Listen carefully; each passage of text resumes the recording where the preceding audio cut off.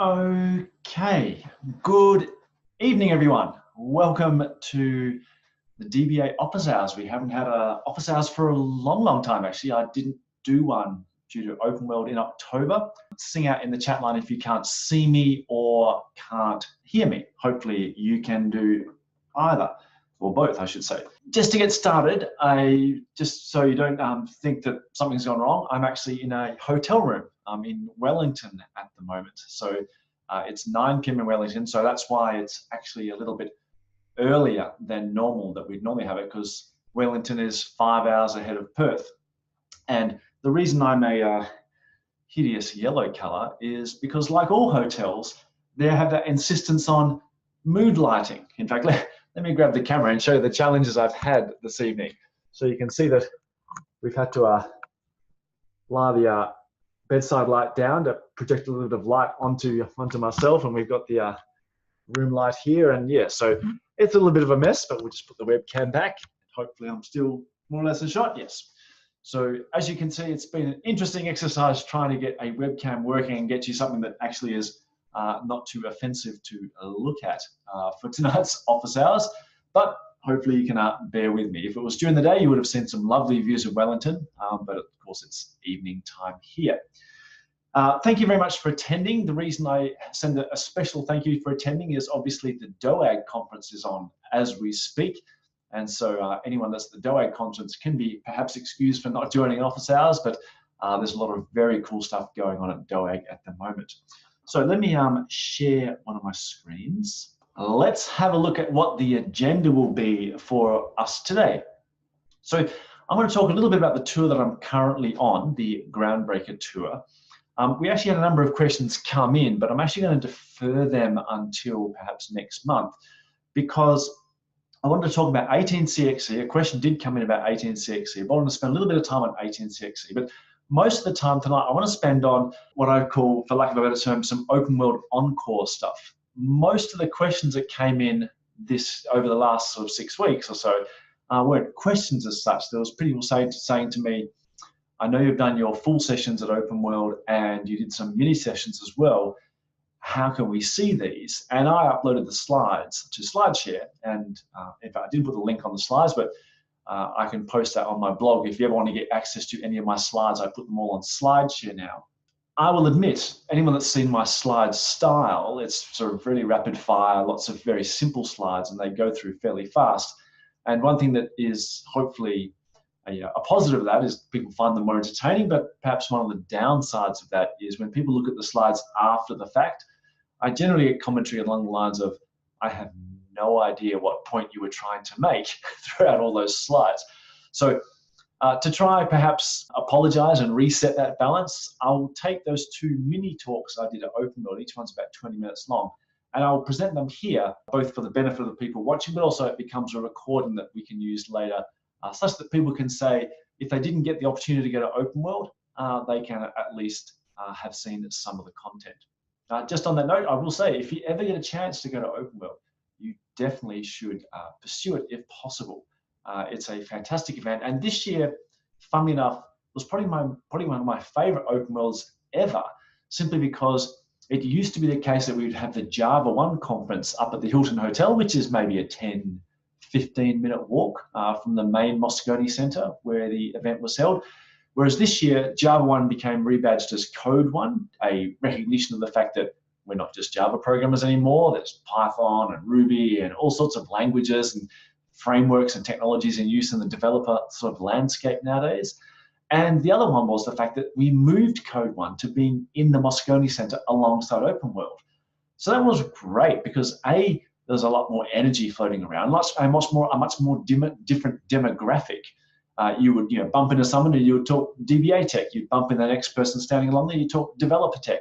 And we also have what they call the Groundbreaker Hub, which is the sort of more innovative name for the old exhibition hall, although that was still present at OpenWorld, such that we could actually have some more modern technologies as well as the vendor-based technologies as well. So it really sort of mixed OpenWorld up a whole lot, and it was a really good conference to go. I really enjoyed it. So, and plenty of really good sort of low-level internal tech level presentations, which is perhaps one of the things that people have been critical of OpenWorld in the past, that it be perhaps not pitched at the right sort of low-level tech level for developers and DBAs like ourselves to get a lot of value out of. But there was heaps of tech, and hopefully people enjoyed mine as well. Enough about OpenWorld. So here's our three things we're going to talk about today: the Groundbreaker Tour, 18CXC, and then my little mini talk. So I don't need to share that screen anymore.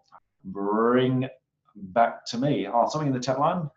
Video freezes from time to time, but the audio is quite good. That could possibly be we're at the whim of what the hotel Wi-Fi can provide. Hopefully it's reasonable Wi-Fi, because I had to hand over my credit card to get some Wi-Fi in this hotel, but that may be the case. And of course, we're in New Zealand. Being in Australia, I would normally at this point make some jokes about New Zealand being third world or a backwater, because we have a healthy competition between Australians and New Zealanders. But let's just hope that things sort themselves out. If you're getting really bad network performance, hopefully the recording I'll publish after this will satisfy you. So let's talk about the Groundbreaker Tour, of which this is one of the legs. The Groundbreaker Tour used to be called the OTN Tours, and then became the ODC Tours, the OTN Network, Oracle Technology Network, followed by Oracle Developer Champions and Developer Community Network. And anyone that was around the forums in the last sort of few months or so would know that there's been a rebranding in terms of the Groundbreakers, and therefore this tour is called the Groundbreaker Tour. The reason I wanted to touch lightly on it was it started in Seoul, then went to China, then Japan, and then Perth, Melbourne, and this is the final one in Wellington, New Zealand, effectively covering sort of the APAC region. And the reason I wanted to touch on it was one of the talks I did was in Tokyo, and people said to me, well, why would you go to Tokyo? And in fact, I've just published a YouTube video about this, in the sense that the one at Tokyo was actually a Java user group event. And people said to me, why would you do a Java user group? And I think that represents probably one of the motivations for the whole Groundbreaker Tour. Is it's very easy to do database talks to a database audience, to people who are familiar with database. And don't get me wrong, that's important, because every time we do one of these webinars, hopefully the audience, and certainly even the people presenting like myself, gain some new ideas, some new tactics, some new strategies, and some new features out of database level stuff. But perhaps just as important is people who have never really delved deep into database tech, people who really just look at the database as a black box. Maybe it's good for them to also be exposed to database level talks.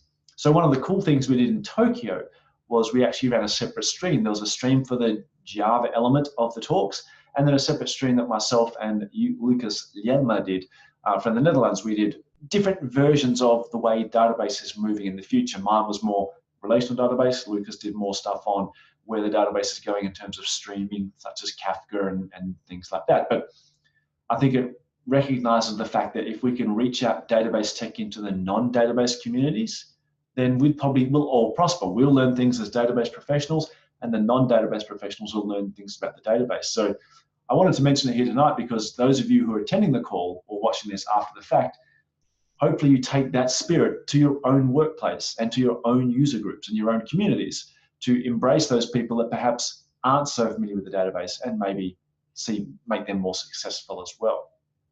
To finalize on user community, the nice thing about these Groundbreaker Tours is we actually get to engage with multiple user groups. The ones in Australia are OSUG, the Australian OSUG user group. This one here in New Zealand is NZOUG, the New Zealand user group, and the other user groups in Seoul and Tokyo, etc.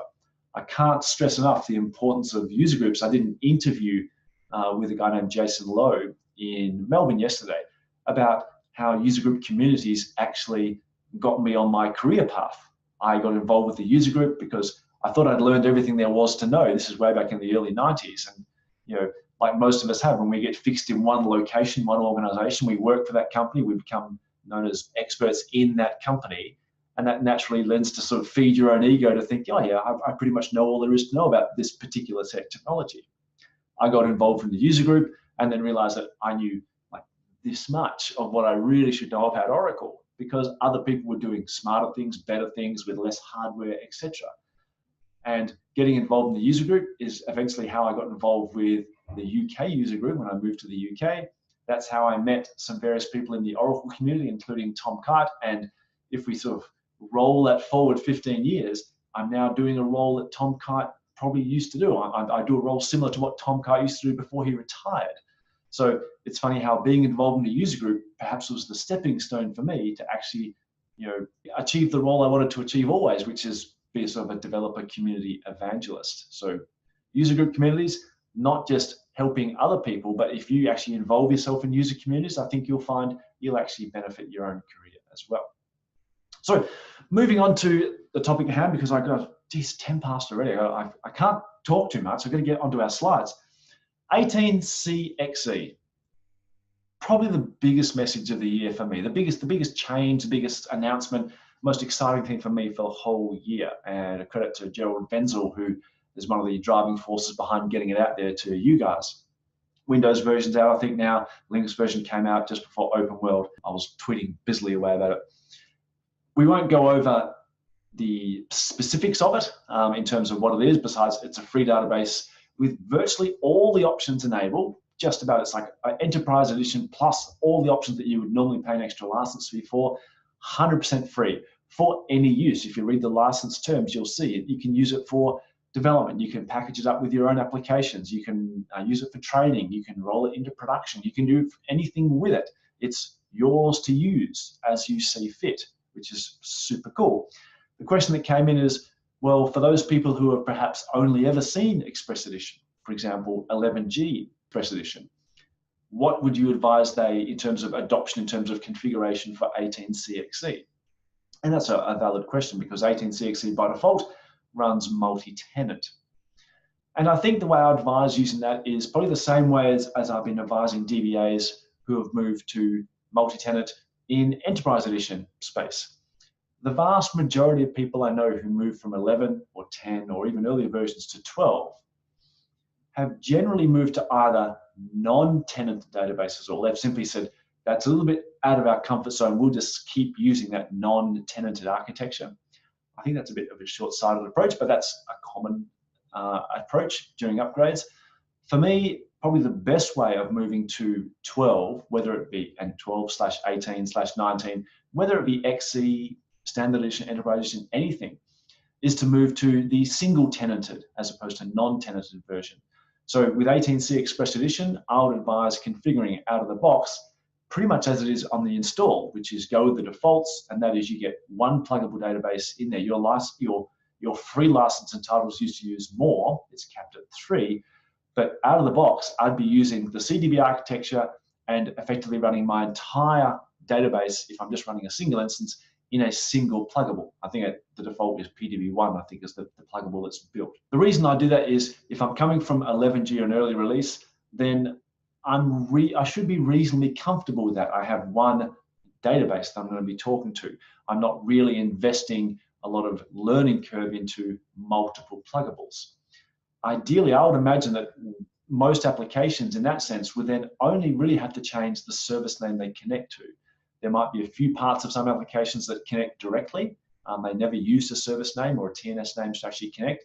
They would need to be updated. But other than that, pretty much it would be almost identical to a non-tenanted system. All connections and all software and all implementations would be done in that single pluggable. That, I think, is a good starting point for anyone that's unfamiliar with the multi-tenant technology. In that way, that also means I would be installing Apex, because probably the most logical application development environment you would be using in Express Edition would be an Apex layer over the top. I'd be installing Apex into that pluggable as well. And I'm pretty sure, don't take this as gospel, I'm not an Apex expert, but I'm pretty sure that is the recommended best practice now for Application Express, is that you install it into each particular pluggable database that you have running under a container database. So that'll might be advice for how to get going with XE, especially if you're familiar with older versions of XE. Roll it into that single pluggable database and run your applications in there. And then, because it's all free, super cool, is then start looking at, well, how can I exploit the features of multi-tenant to actually get more benefit out of XE than I would have been able to in the past? For example, I would be looking at doing things like, if I'm using XE in more of an enterprise setting, for example, I'm in a developer shop with multiple developers, well, perhaps I would give everyone XE on their own laptop or their own PC, so that they can explore all the features available in their Oracle database without having to have fear of license implications. But also then start thinking about, well, we live in an agile world nowadays. Maybe I can start using those multi-tenant features to improve the agility of my enterprise. Maybe I could have a central development database, that is, you could call it the master copy, call it the GitHub copy of your database, for lack of a better word, that is managed by, say, your database administrators. Once a week, they could, for example, unplug that database, put it in a file server somewhere, and let you plug it into your own personal database XE version as one of the pluggables. You could then effectively have a private copy of the common development database. You can unit test, you can explore, you can do destructive testing, etc. All confident in the fact that if you hose it or screw it up, you just go get the fresh one off the shelf that is the master copy. Perhaps later in future releases, we'll even have software that could actually let you do things in a GitHub or Git version control style operation, but at the database layer, in the sense that developers could work in their own private database and then use some comparison tools to work out a list of deltas to merge them back into the master copy of your development database. A lot of opportunities there once you start to get into pluggables, because they're so easy to, excuse the pun, plug and play. So that's the next step. After you've become comfortable with a single pluggable, I'll be looking at using those multi-tenant options to best advantage and best suit the way you do development and testing in your organization.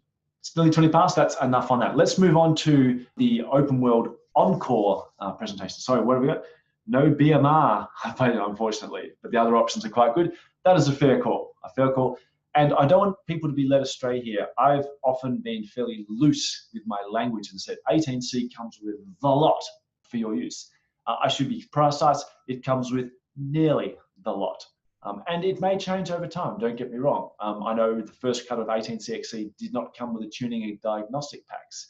We just had some difficulties trying to work out how we could get them in there, as well as not copying criticism for putting them there. Now that may seem strange, but if we give you a system which is limited to 2 CPU cores, which is obviously still hunking along, you can get plenty of work done. I've done a video on that.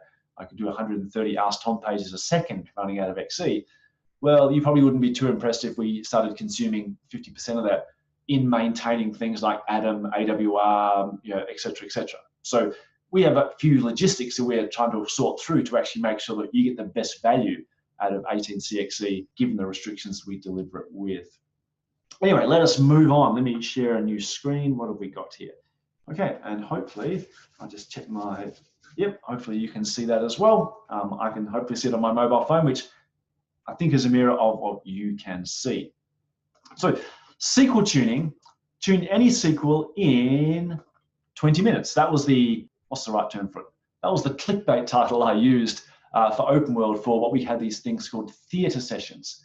And that was, rather than filling up an entire room, we had nice open air spaces in the exhibition hall where we could actually do talks to people that were just walking along. Because we had a few chairs in front, but you didn't have to register for it, didn't have to book a session. You were just rolling along. People like me that just, well, never shut the hell up, gained crowds just by talking and waving our hands, and Chris and Saxon and myself did some, so did Blaine from our team, but a whole lot of other topics and other technologies we've done in these theater sessions. And one of mine was tuning SQL in 20 minutes. Now, it's funny enough, the first thing I did, and I'll do it here as well, such that if you're ever using these slides, you can take advantage of it, is no one likes to go to a thing where, for example, you might be working in a place where you are the database expert, and you don't want to go to a SQL tuning talk because you're expected to know how to tune SQL already. So if everyone wants to see these slides from you, I always put this slide in there, which is a block dump. Now, it bears no relevance at all to the topic of conversation here, but this way you can bring the slide up and say, yes, as you can see, we did not just SQL tuning, we did some really low-level, hardcore internal stuff. So that's like the boss key we used to have in the old games, where we'd bring up an Excel spreadsheet. This proves to you that you are hardcore internals, but that's enough of block dumps.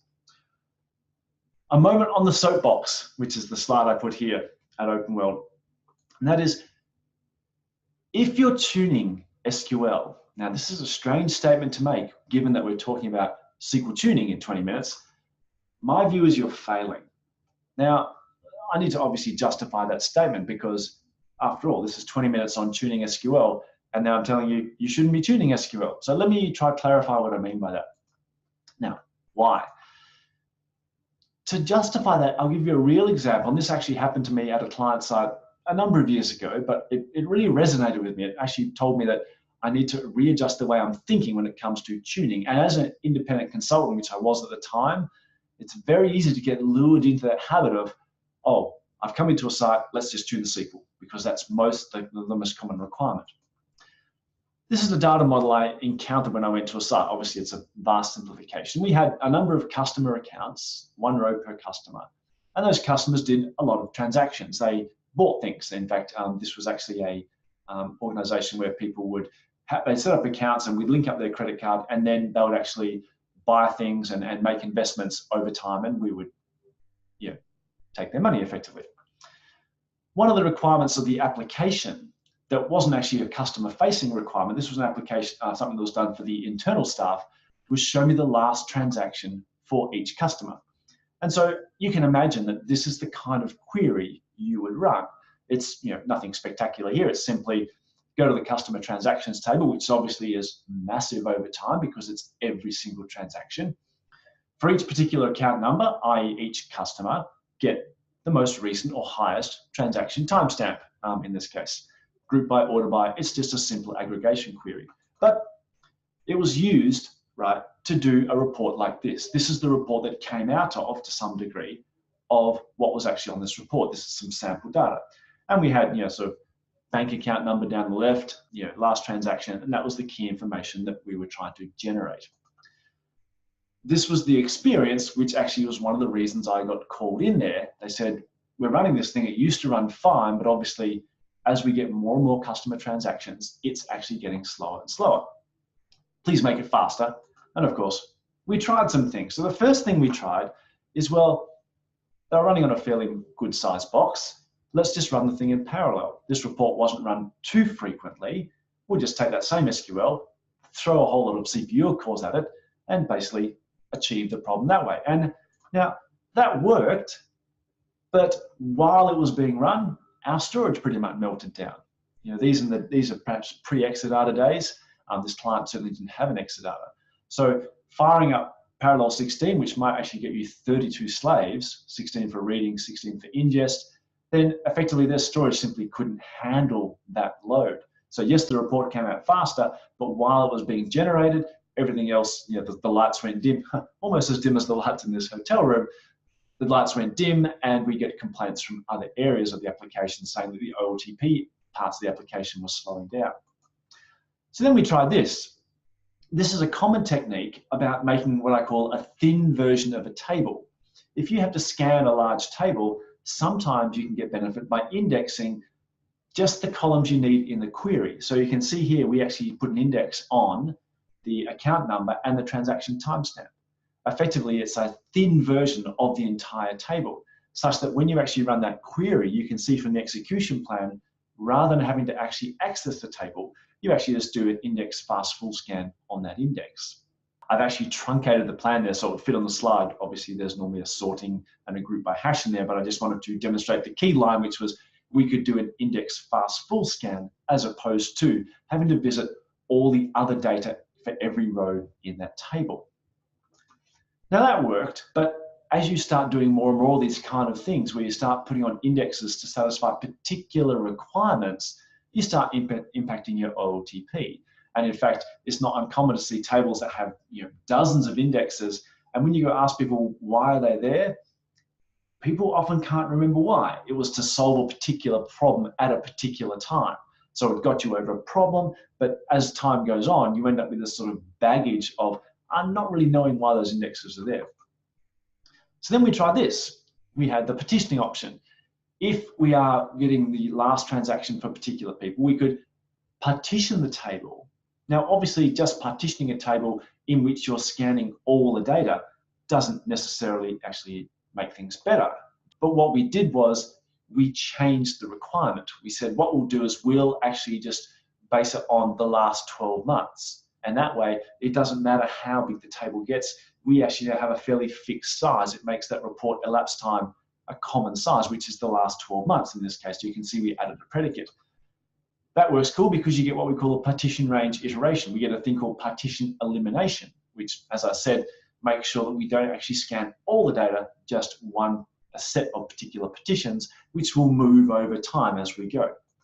Now that worked, but we've actually changed the function of the report, because what you end up with is the potential that some customers never actually did any transactions in the last 12 months. So they would simply disappear off the report.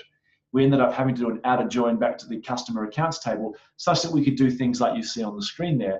We didn't find a row for account 30,005,600. We just know it must have been at least more than 12 months ago. Also, there's one issue there. To move to partitioning for this client would have cost them money because they didn't have the partitioning option out of the box. They had to actually go buy that if they were going to use it. We then actually took things to a little bit more level in terms of can we use partitioning to actually give them both the speed performance and avoid that problem of showing customers that are more than 12 months ago. And so we did this. We said we'll have a global temporary table which shows you all the stuff for the customer transactions that are recent. And then for each customer transaction that is not found in the recent, we can do an index descending scan month by month on the oldest data to find actually when it works. So if I scroll back a couple of pages, I've used partial indexing to say, I'll look for the current month, say October. Obviously the slide's 1 month out of date now. Look in the current month for all the data. Hopefully most of our customers have done something in the most recent month. That covers, say, 60% of our customers. For the remaining customers, we'll do an index backwards descending scan through September, see if we find it there. If we do, that customer we know the data for. Then for the remaining customers, we do an index descending scan through August and work our way backwards.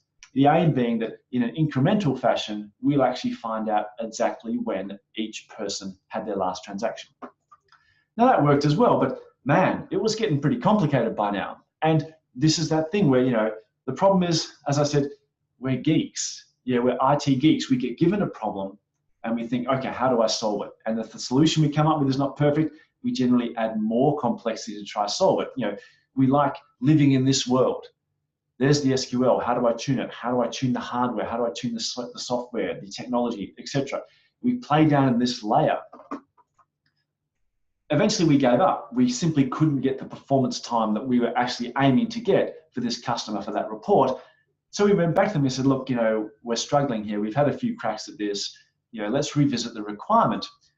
And they said, well, the requirement is, yes, last transaction for all customers, but in real terms, what it actually is this. We're interested in recent activity for customers. That's actually what we use this report for. What we do is we produce that report and then we literally have a manual look at it. And we say, so we look for the people that haven't done anything for a while. And we say, oh, yep, we send them some promotional material. So the solution was, well, armed with that knowledge, I went back to the customer transactions table and saw that there was actually a last login time on that table. And there were other columns as well, optimistic locking columns like modification timestamps, such that when sessions do multiple updates, we can see if we've had lost update problems. So why bother with recent activity by scanning transactions? We could have just got the whole thing from day one from the customer accounts table. That was it. That was actually our SQL tuning solution. So later we ended up actually extending their customer accounts table to have all sorts of goody stuff on there. We actually did things like every time someone did an update to their account, we updated the last time they did a transaction, what their, for example, low and minimum balances were. So we sort of started collecting some basic analytics because we were updating that table anyway with information that we already had. So we ended up with a table that sort of looked a bit like this, and we had all sorts of benefits that are coming out of that, all at minimal cost. So I suppose what I'm saying here is the moment you start thinking, let's tune an SQL, well, I think you're in trouble because you've lost track of the thing you're really trying to tune. If you're not trying to tune, you should tune this. What's that? That's the user. You're trying to change the user experience or tune the user experience. And of course, I put UX there to make this slides look nice and cool and trendy, but user experience has always been the case. You're trying to satisfy a business or user problem, which might mean you're tuning SQL. But in reality, keep your mindset on tuning the requirement. And sometimes you won't have to touch the SQL at all. So SQL tuning is really just a triage point. And what I mean by that is It's like if you injure yourself in some way, generally your first thing is you're trying to stop the bleeding so you don't die. That's not a cure. Wrapping a bandage on isn't the cure. You might need stitches or something like that. I keep grabbing this arm because this is the arm that I sliced open on a fence a few years ago. But when you injure yourself, you stop the bleeding. I think I might have even put there on slides. Yeah, you stop the bleeding until you can find a cure. SQL tuning is often just a triage step. Now, that's the end of my ranting. So this is my model for SQL tuning. Find the problems, treat the problems, but then work toward a cure, always keeping that mindset of the user experience in mind. So let's work on how you find bad SQLs in the system. Many people have queries like this. Many people have queries like this. I certainly have one in my toolkit, which is if someone's trying to tell me where a problem is, they might say, yes, it's in the payroll system and things are running slow. Ideally, if the system's well instrumented, I'll be able to use module and action fields to narrow things down. But if not, I'll still query something like $SQL for what I call the common culprits. Buffer gets, which is effectively a measure of how much CPU it's using, because that's logical I/O. High buffer gets, high CPU. High executions, probably high CPU, and maybe an indicator of some sort of maybe application design or workflow inconsistency or problem. And disk reads, obviously, to make sure my I/O system isn't getting hammered. And this is a common query that a lot of people have. And my thing is, this is a bad query. Now, let me explain why that's a bad query. SQL is actually a memory structure. Now, to access memory, you have to do what's called latching. So for those who are fairly new to the concept of latching, let's use a very crappy metaphor. And when I say crappy metaphor, I really do mean a crappy metaphor, because memory is like a toilet. Now, stay with me here. Don't jump off the call. Memory is like a toilet. Why? A public toilet is a complicated thing, as you can imagine. There's pipes, there's water, there's tanks, there's refill, there's buttons all over the place. It's a complicated thing, a toilet. To protect access to that complicated structure, hopefully you can see where I'm going, we have a very simple thing on the door. It's called a latch. It's a simple structure that everyone understands, such that we don't have an issue with concurrency on a complicated structure, because it's not particularly pleasant to share a public toilet with another person at the same time. It's the same with memory.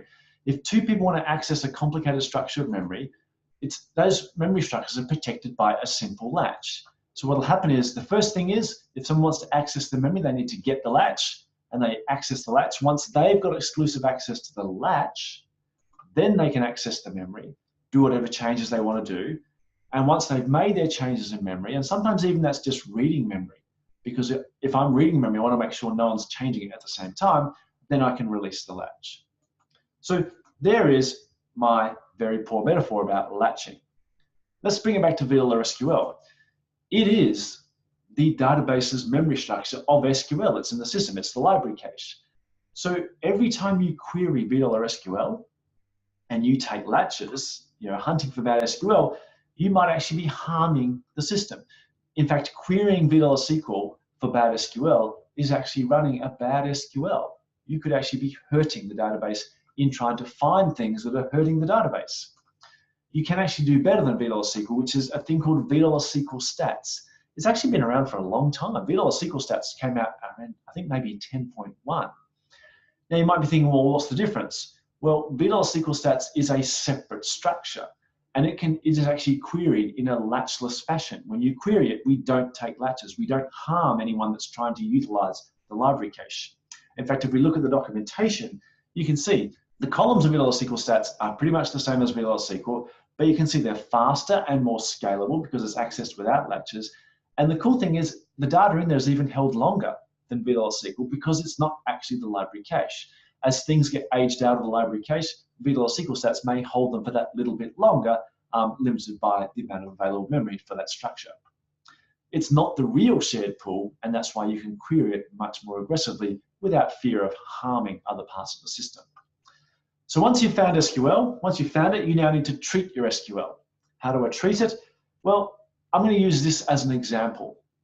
I did this because this was some real data from San Francisco, and I did this talk in OpenWorld, which was, we're looking at this query, the number of cars sold in San Francisco in 2018, which were Honda Civics. The first thing we need to do before we even tune any query is make sure we're actually dealing with the real query. Now, what do I mean by that?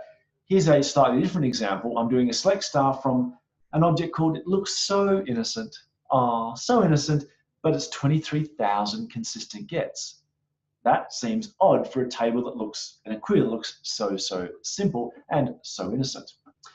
The first thing I would do whenever I'm looking at a SQL is take each of the objects and run it through this, or each of the SQLs and run it through this. DBMS utility expand SQL text. I think it came in Oracle 12.1, maybe 11.2. And what it does is it takes your SQL and then gives you what actually will be seen by the optimizer when it actually comes to parsing it. As it turns out, and you can imagine I've crafted this deliberately, my view or my object looks so innocent is actually a view, and it's a join between DBA segments and all objects. Guess what? They're both views as well, and they're views of views of views. So this is actually the query that is being optimized when we just do select from looks so innocent. There's the first page, there's the second page. In fact, the network might not be able to keep up with this. There's the third page, there's the fourth page, and in fact, if I keep pressing the button, eventually there will be 16 more pages. 24 pages SQL, that is. That's possibly why it was 23,000 consistent gets. So make sure you know the real SQL that the database is dealing with using that utility to actually expand out any objects such as views and the like.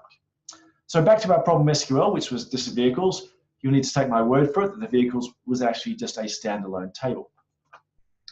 The first thing is it a sensible or correct SQL? And I put this example in here because it's so often that we actually forget this step. We just race ahead and start looking at the execution plan and stuff like that. Here are some of the really common things I see when I go to client sites and they say our SQL is running bad. Let's look at this one. Looks relatively sound, but obviously we forgot the join. Really common, especially when we have predicates on both sides of the join like we have here on job and location. It's very easy for people to forget the join. Now you might be thinking, well, surely they're getting wrong results, but the most common thing I see with these examples is people go, I'm using select distinct. So ultimately they actually do get the right answer often from time to time, not in this particular case, but it's common they do. But the distinct has simply masked the fact that they've actually got thousands or millions of rows coming back, and then they actually removed all the duplicates by using distinct. Or things like aggregation, like sums and max and mins, often hide the fact your actually SQL was incomplete. This is another example I often see very commonly, which is the intent here was to get all the sales jobs joining on the employee number for the region of California, and then two extra extra predicates which were mutually exclusive, tax amount greater than 10 or subsidy greater than 0.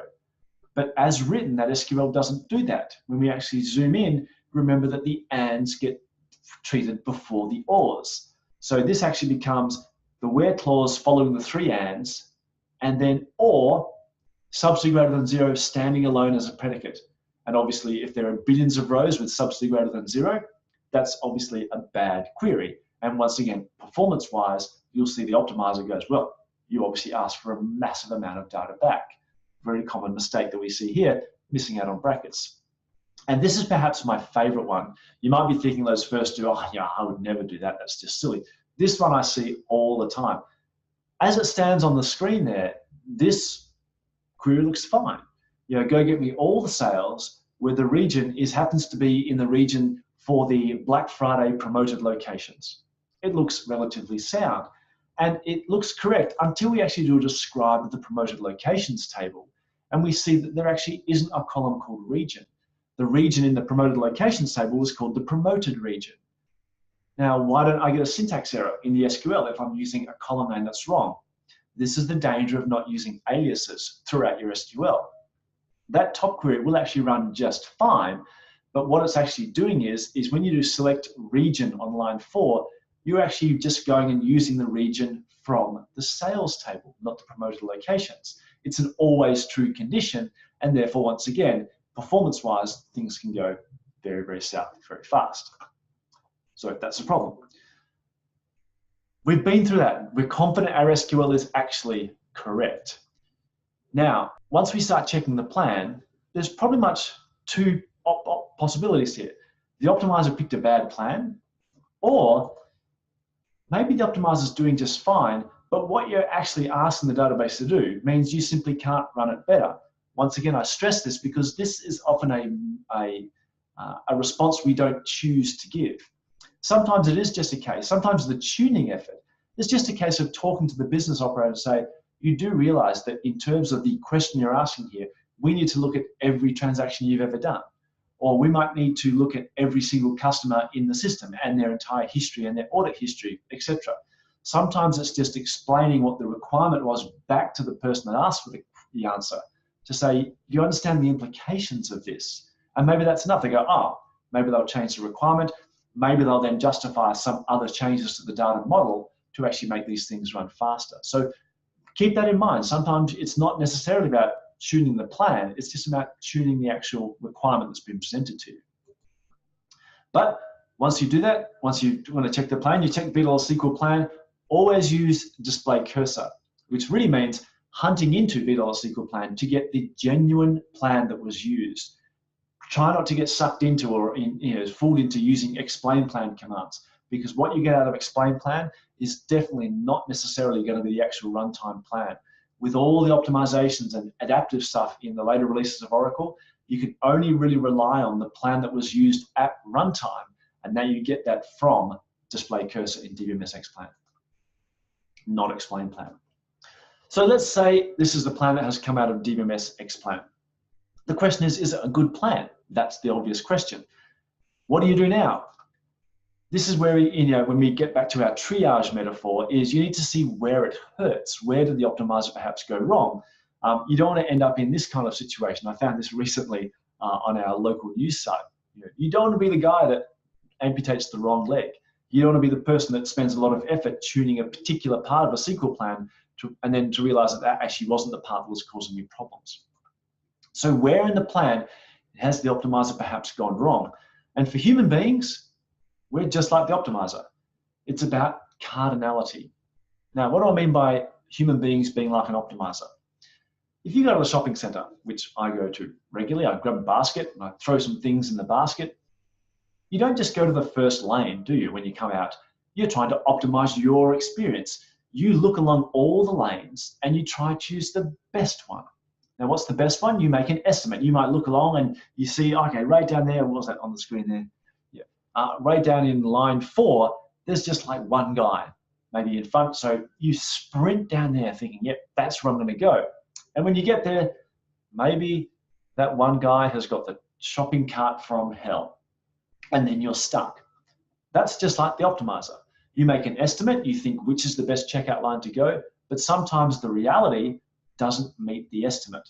So it's when the reality doesn't match the estimate, actual doesn't match the estimate, is when the optimizer is possibly going to give you a bad execution plan, just like we would have if we go shopping. It's the same with the optimizer. So how do we know the actuals versus the estimate? Well, there's a really cool hint for that called gather plan statistics. So I'm actually going to go ahead and run that query we had, the vehicles, Honda Civics from vehicles, and we can see the actual result is 114,000. Now, cast your mind back a few slides, the actual estimate was 20,000. The cool thing with gather plan statistics is once you've run it, you can then run DBMS display cursor with all stats last, and you get this wonderful output of exactly what we were after as SQL tuners. What is the estimate versus the actuals? Because where those two numbers depart massively is probably where you need to focus your tuning efforts. And we can see here that the estimated rows for the index scan was 45K. The actual number of rows out of that index was 182,000. So that's fourfold mistake. And similarly, when we actually got back to the table filtering operation, it was 20,000 versus 114,000. So as you can see, those differences in numbers are where we focus our tuning efforts. For quick fixes, now remember we're talking triage here, right? SQL tuning is often about triage. How can I just fix this up? Well, in this case, I could just throw a full hint in there. Yeah, that would be one option, right? But I'm not saying that hints are good. Hints are not the solution here. They might be the triage. In fact, this is one of my favorite quotes from a colleague of mine, Maria, who way back in 2012 said, optimizer hints should be used with extreme care. And that's a position that I also thoroughly endorse. So some of the cool hints you might want to consider as terms of a triage would be these ones. first rows, all rows, leading, cardinality, etc. Why? Because all of those are information that you're giving to the optimizer. You're saying, you don't know this, optimizer, but I'm letting you know I'm interested in the first rows. You know, the database doesn't understand that just by looking at an SQL. You have to tell it that, oh, this is for an Apex application, so I want just the first page. Hints like that are giving the optimizer more information to help it on its way. Dangerous hints, well, that's pretty much everything else, because most of them are what I call suppressing the optimizer. Yeah, if I say use a full, I'm telling the optimizer, no, you can't use an index, you can't use a fast full scan, etc. All these things are taking things away from the optimizer, which I think is dangerous. They're suppressing it. A nifty triage trick then, if you can find a plan, like you saw that I used a full hint there to triage around this problem, is if you can get to a plan that you're happy with, you can use dbms.display, xplan.display, with the format of plus outline. That will give you a complete list of hints for that particular plan to make sure that plan doesn't deviate from what you wanted.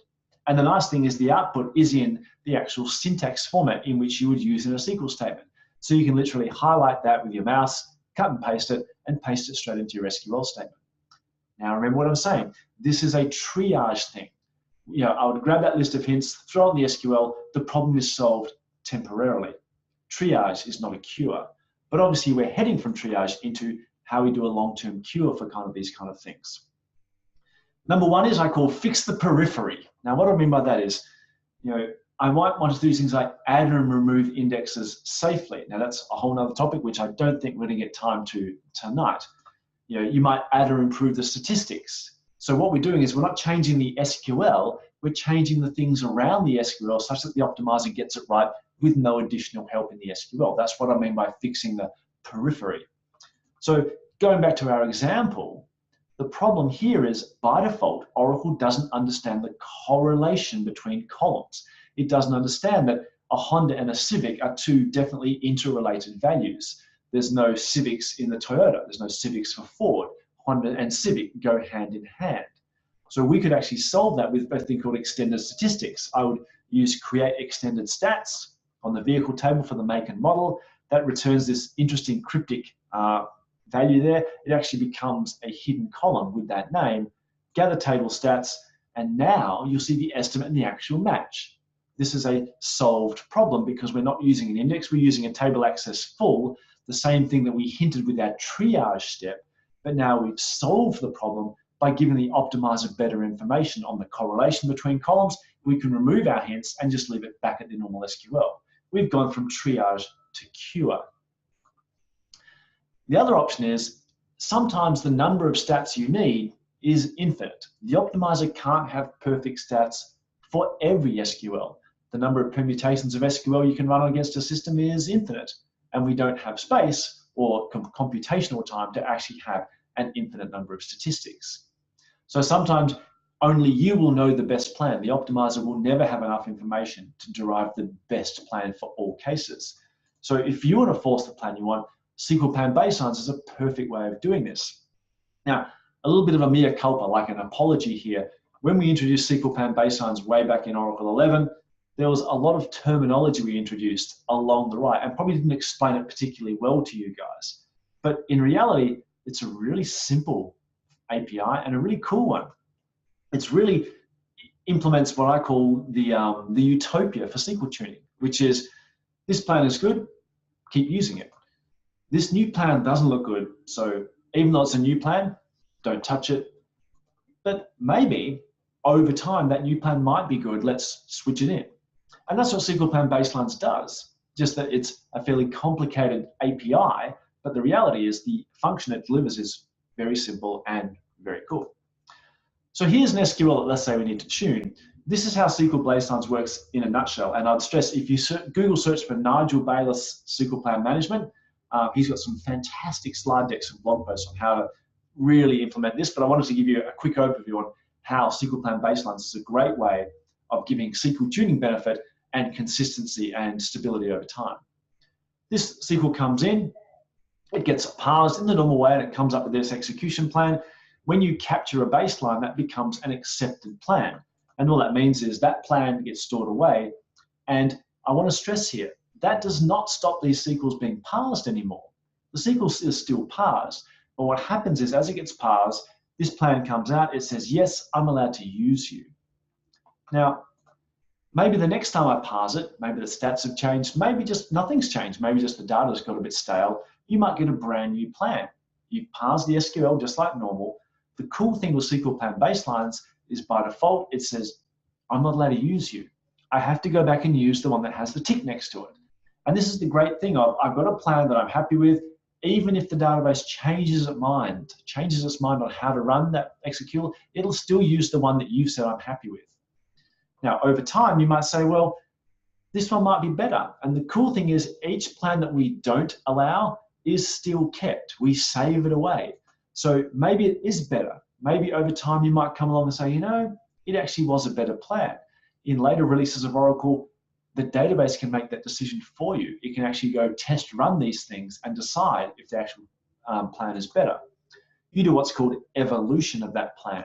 And all that really does is change the cross to a tick.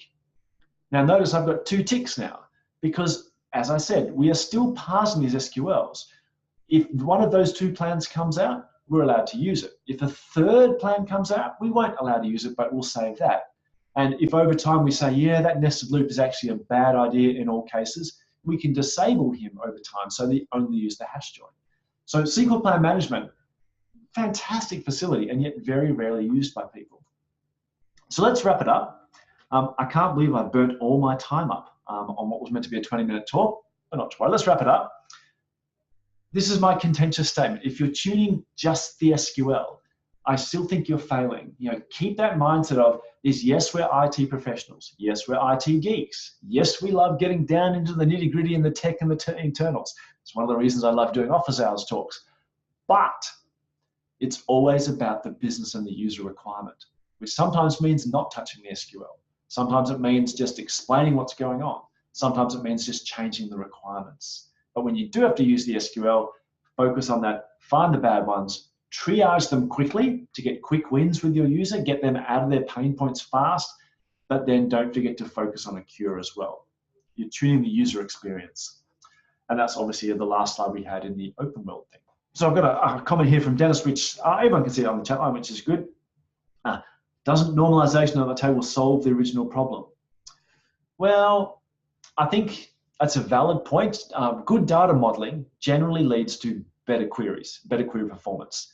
And I'm a huge fan of that. In fact, one of the interesting things there is generally the better your data model, the less what I call extraneous content you have in your database. What I mean by that is when your data model is good, I've often seen sites where you end up with very few indexes besides the primary keys and foreign keys. You end up with very few views, very few materialized views as well. So the number of objects that the optimizer has to encounter and sift through generally shrinks. And so you end up with generally simpler SQLs. Funny enough, when I mean by simpler, I don't mean in terms of size. You know, a good data model often has lots and lots of joins, but the joins are very simple. They're not inequality joins. They're normally just natural joins, and the optimizer generally do a better job. Conversely, as I sort of listed in the notes there, the optimizer can't optimize perfectly everything simply because the number of permutations is infinite. And it's when the optimizer simply doesn't have enough information and there is no means to give it any more statistical information that we start looking at tuning SQLs via some of the means we saw there. One of the things that was talked about was dynamic sampling was perhaps meant to be a cure for all of that. And certainly in warehouse environments, dynamic sampling, I think, is a godsend in the sense that you're telling the optimizer, no matter how many stats we give you, we still want you to actually go out and run a bit of these queries to get some real data, some real information before you optimize. One of the cool things I think we do from about 11.2 onwards is whenever you run a parallel query, we dynamically sample, even if it's not set on the database level, even if it's not in the hint, because the moment you said parallel, you told the database, I'm prepared to wait a bit longer for this because I want to ramp up some underlying slaves to hammer it this the way. So if you're prepared to take those few seconds to actually ramp up, we may as well spend a few more seconds dynamically sampling the data to make sure we get a really good plan for you. It's now 4 minutes too, so I won't start on the next 20-minute talk, at which point you're probably being very thankful for that. I will actually wrap it up here. If you have any questions in the last few minutes, feel free to throw them in the chat line. Otherwise, I'll release you 4 minutes early. So thank you very much for attending. In terms of office hours next month, it would probably be somewhere around about Christmas Day. I'll see if I can bring one forward before Christmas so we can, let's call it a Christmas present. I'm off at the Sandgam Conference in India in the first week of December, and obviously people will be at the UK OEG, which is held at a similar time. But after that, I'll see if I can squeeze an office hours in just before Christmas, and we'll see who the real diehards are when it comes to tech content leading up to Christmas Day. So thank you very much for joining. We'll see you in the next office hours, and I'm gonna have myself a little drink and head off to bed. And if you're in New Zealand on this call, I'll see you in Wellington tomorrow. Bye for now, everyone.